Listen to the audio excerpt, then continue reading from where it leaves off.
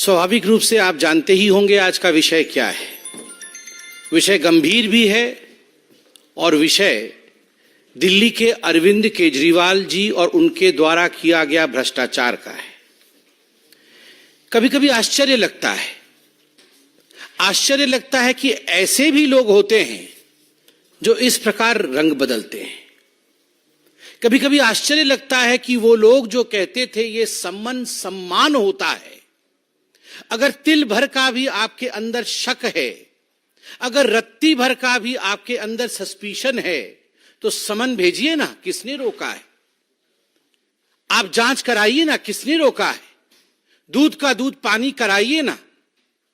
वो लोग जो हर दिन शाम प्रेस कॉन्फ्रेंस करके दूसरों के खिलाफ इल्जाम लगाते थे और ये कहते थे कि आप जांच कराइए और जांच करने के बाद चुनावी मैदान में उतरिए, आज वो लोग समन से भाग रहे हैं। आज वो लोग समन के नाम से डर रहे हैं। आज वो निर्लज बन के दुनिया के सामने मुंह दिखाने लायक नहीं है। और बड़े दुख के साथ कहना पड़ रहा है, टेक्निकलिटी खेल रहे हैं। आज हर फ्रंट में उनका पर्दाफाश किया जाएगा। विगत 6 महीने में लगभग 9 समन। The last 6 months has seen approximately 9 summons being delivered to Mr. Kejriwal, अक्टूबर से लेके मार्च के महीने तक। मगर एक भी समन का सम्मान रखते हुए केजरीवाल जी ने हिंदुस्तान के जो संवैधानिक धारा है, जो संविधान के बनाए हुए ढांचे हैं, ही डिसरेस्पेक्ट्स देम, उनकी मान्यता का सम्मान नहीं करते हैं। ये जांच एजेंसियां कोई पॉलिटिकल पार्टीज नहीं बनाती है। ये जांच एजेंसियां एविडेंस के आधार पर काम करती है। और एक बात बड़ा स्पष्ट कर दूं, इससे पहले कि मैं दस्तावेज यहां प्रस्तुत करूं, जब कातिल कत्ल करता है ना, वो कितना भी होशियार कातिल क्यों ना हो, खून के धब्बे कहीं ना कहीं छुट जाते हैं और अंततो गत्वा कानून कातिल तक पहुंचता ही है। कत्ल किया है केजरीवाल जी ने हजारों करोड़ों लोगों के विश्वास का। कत्ल किया है केजरीवाल जी ने सच्चाई का। कत्ल किया है केजरीवाल जी ने विकास का। और उसके एविडेंसेस, उन खून के धब्बों के छींट चारों ओर फैले हुए हैं और तभी उन्हें समन दिया जा रहा है। उन छींट के कुछ धब्बे आज हम आपको यहां दिखाएंगे, उनके झूठ के पुलिंदे आपके सामने आज हम खोलेंगे। आप जान के आश्चर्यचकित हो जाएंगे, 9 समन 18 बहाने। 9 समन 18 बहाने। आप याद करिए, जब पहला समन आया था तो बहाना क्या था? दिवाली है। जब दूसरा समन आया तो बहाना क्या था? गवर्नेंस महत्वपूर्ण है। तीसरा समन आया था तो बहाना क्या था? मैं विपश्यना करने गया हूं। चौथा समन आया तो बहाना क्या था? असेंबली चल रही है।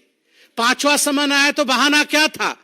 मध्य प्रदेश में चुनाव चल रहे हैं, मैं कैसे आ जाऊं जी, मुझे तो भाषण करना है। 9 समन 18 बहाने।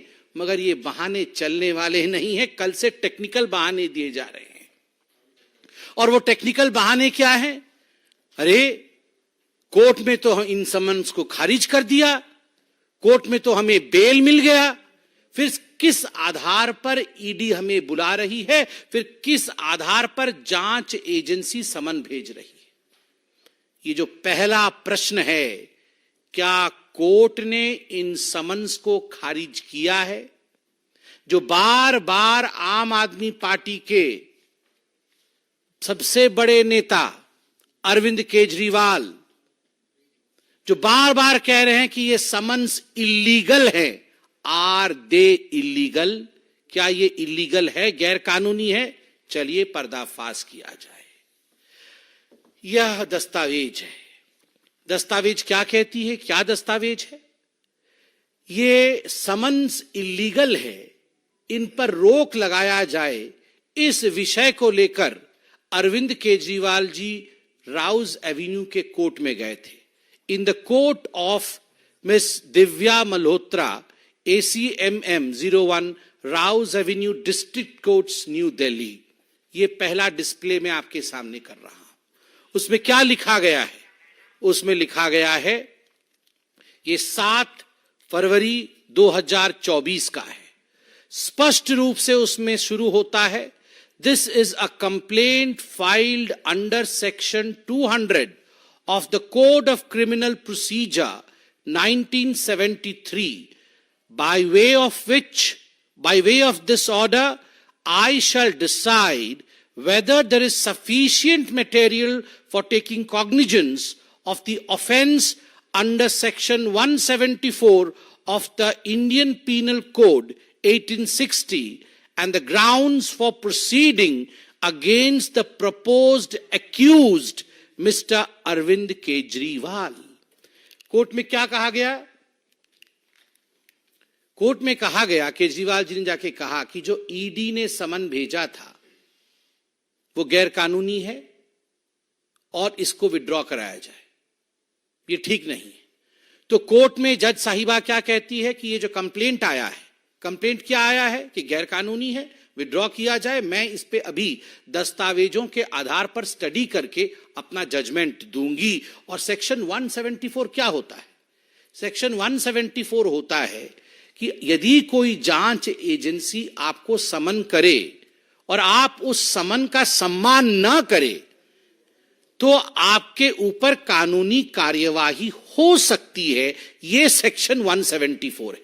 तो केजरीवाल जी ने कहा मेरे पे कोई कार्यवाही नहीं होनी चाहिए जी, क्योंकि मैं तो राजा हरिश्चंद्र जी हूं और मैं तो कोई गलती कर ही नहीं सकता हूं, और इसलिए ये सब फर्जी बातें हैं।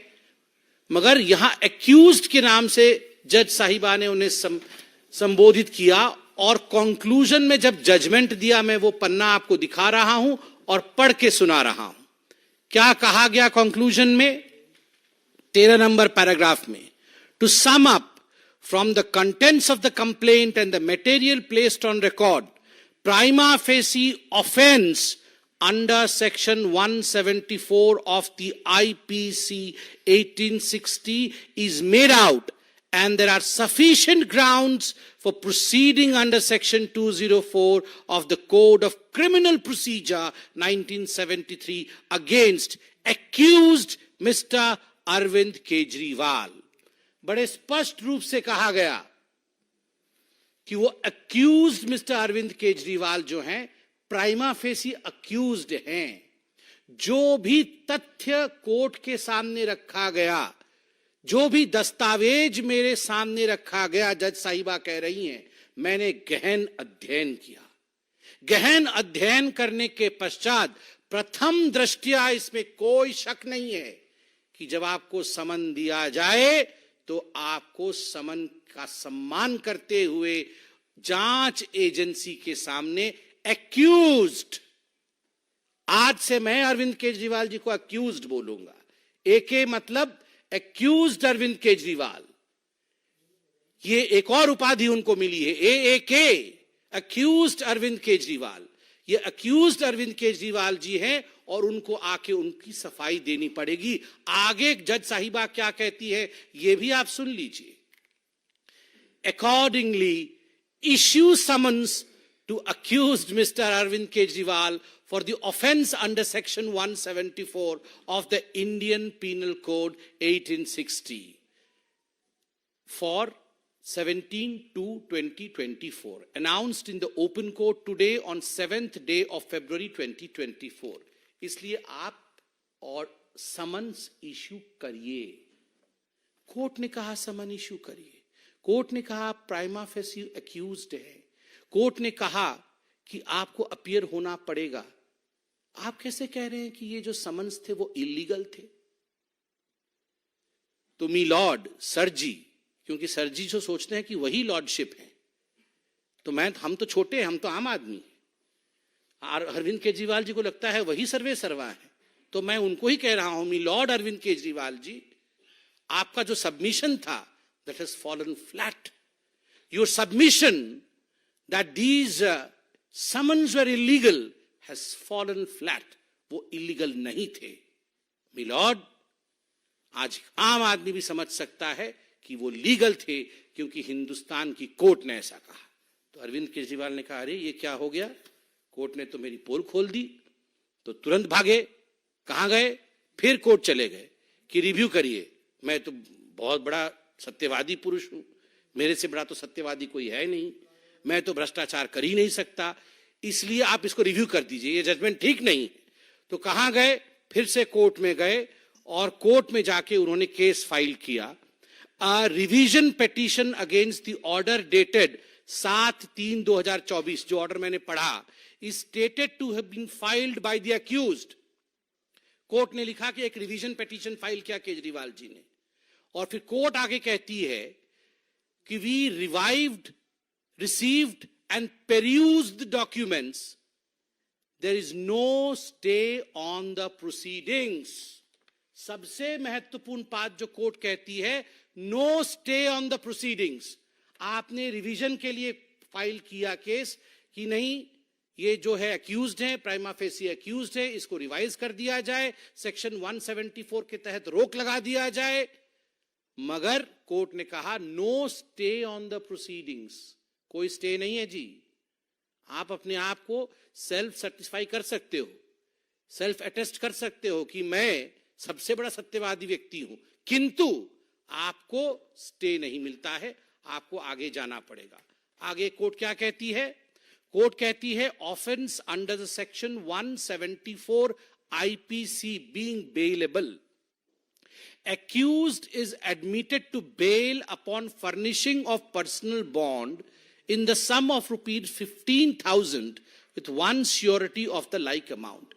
कोर्ट कहती है कि आपके स्टे को हम प्रोसीड नहीं, उसको रोक नहीं सकते, कोई स्टे नहीं होगा उसके ऊपर, मगर हां जो समन आपको सरकार दे रही है, एजेंसी दे रही है, आप संविधान रूप से उसमें जाना चाहिए, नहीं जा रहे हैं, उसमें संवैधानिक प्राविधान के अनुसार गिरफ्तारी भी हो सकती है, किंतु हम उसमें, वो बेलेबल है, हम उसमें आपको बेल देते हैं।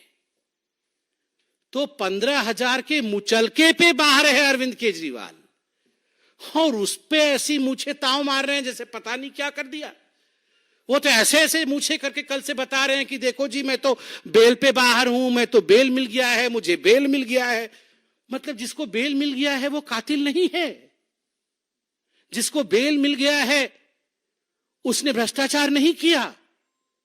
मतलब कुछ तो गड़बड़ी थी ना जो बेल लेने की नौबत आई।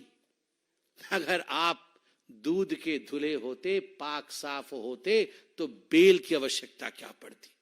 अरविंद जी आज आप उसी लीग में खड़े हो गए हो जिस लीग में सोनिया, राहुल और रॉबर्ट वाड्रा खड़े हैं। ये भी तो मुचलके पे बाहर है। कोई 15,000 के मुचलके पे, कोई 30,000 के मुचलके पे, कोई 50,000 के मुचलके पे। सोनिया जी ने 5,000 करोड़ रुपए का नेशनल हेराल्ड में गबन किया, आज मुचलके पे बाहर है। चिदम्बरम जी आज मुचलके पे बाहर है। तो बेल पे बाहर होना कोई मेरिट नहीं है, ये डीमेरिट है। आपको बेल मिला है, आपको राहत नहीं मिली है, तो बेल को राहत के रूप में प्रस्तुत मत करिए।